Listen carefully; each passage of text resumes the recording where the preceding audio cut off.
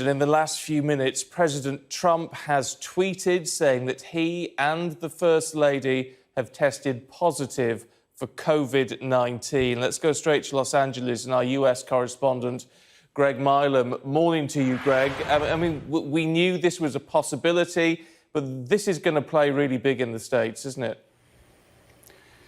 Yeah, it is. I mean, this is a tweet 5 to 1 in the morning in Washington, and that tweet from the president saying we will get through this together. But you're right, it's been coming in the last couple of hours, and I can take you through what happened. Excuse me. Hope Hicks, who's one of the closest, if not the closest advisor to Donald Trump, was confirmed a few hours ago as having tested positive for COVID-19. Now, she has been travelling with the president throughout this week. She was on that trip to Cleveland in Ohio for the presidential debate on Tuesday. She was with him on a trip to a rally in Minnesota on Wednesday. Now, on that trip to Minnesota, she'd had a test. She was found to be negative before travelling. She began to feel unwell on the trip and quarantined on the plane back. She'd been on Air Force One and Marine One with the president. She tested positive when she got back, and that was on Wednesday night. And as a result of that, in the last few hours, the president confirmed that he and the First Lady had been tested for COVID-19.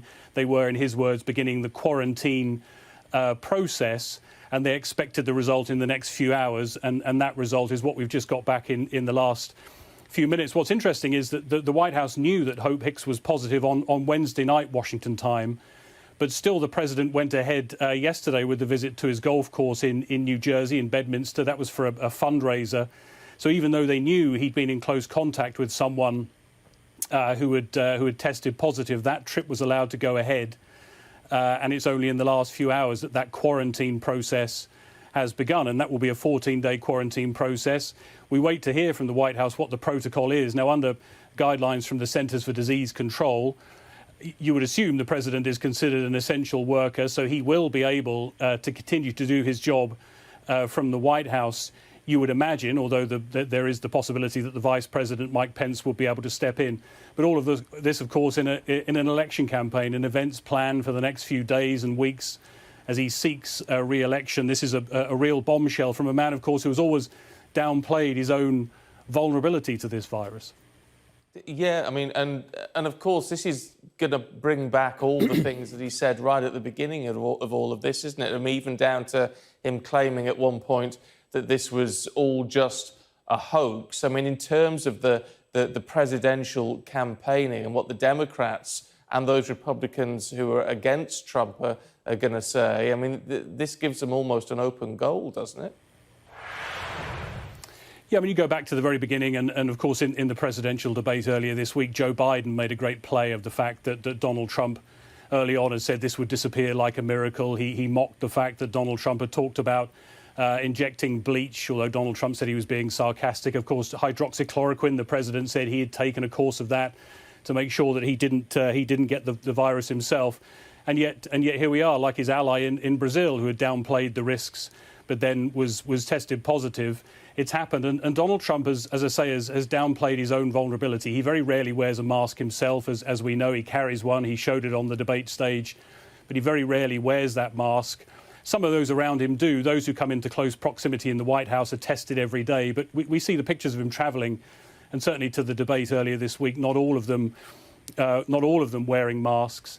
And he's continued to hold those rallies. And that one in Minnesota this week is an example. Thousands of people packed together in those rallies. Not many of them are wearing masks. A lot of them will tell you they don't believe that the virus is a great risk to them. Otherwise, they wouldn't be happy to jam together in those events without masks. He says they're open air events, and that is true. So the risk is less. But this will be a pretty sobering moment for those who are supporters of the president and have heard those messages. And it goes to the heart, of course, of his whole handling of this pandemic and that suggestion that there have always been mixed messages. He said people didn't need to wear masks, and then he did wear a mask. Said it's up to people to do what they want. He's talked about reopening the economy. He's talked in recent weeks about America rounding the corner in facing down this pandemic, in the face actually of what some of his medical experts have been saying. And here he is now himself testing positive, and the First Lady as well.